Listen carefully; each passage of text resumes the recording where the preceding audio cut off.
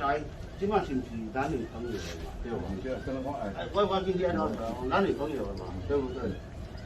啊，男女朋友他就是要他要你先寄钱给他嘛。啊，你要寄物件你，啊，伊讲哎，你寄你也甲我汇钱给我啊。啊，无你啥要退？对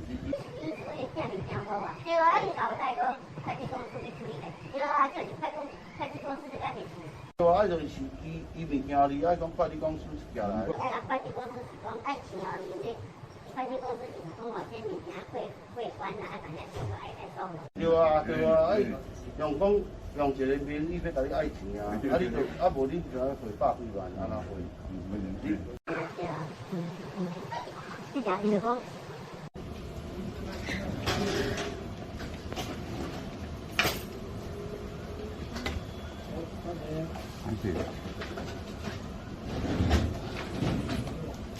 以前什么最靠你劝你是该用交友的，还是要用投资的，是安怎甲你宣传？我另外一个吼，另外一个是伊拉科是我现在可以介绍的吼，你说你要是可以介绍我啦，我讲来就是讲就是讲上网资料你晓无？你家做了是啥？我在做兵啦。我家就是要订我啊。你是必须用恋爱交朋友才熟悉你嘛，然后对嘛？重点就是讲，一样同一个人给你立接的，才该叫你做这款代志的无？都同一个都是恋爱的，先跟你说要交朋友嘛，啊，有些物件要叫你，哦，啊，卡伫海关遐，卡伫队，啊，所以讲你要汇钱哦，快递公司，容易嘛吼，好，安尼我了解，好，时间。一名老先生日前透过手机交友软体，结识了一名自称在伊拉克服役的女兵。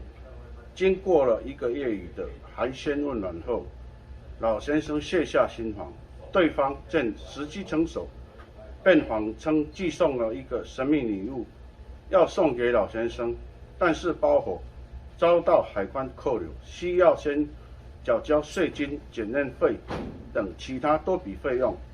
老先生不疑有他，于是捧着110万元现金，打算前往金融机构汇款。而且还打电话向友人借钱，所幸这名友人机警，立即打电话向警方求助，最后才成功的拦阻了这件临柜汇款诈骗案。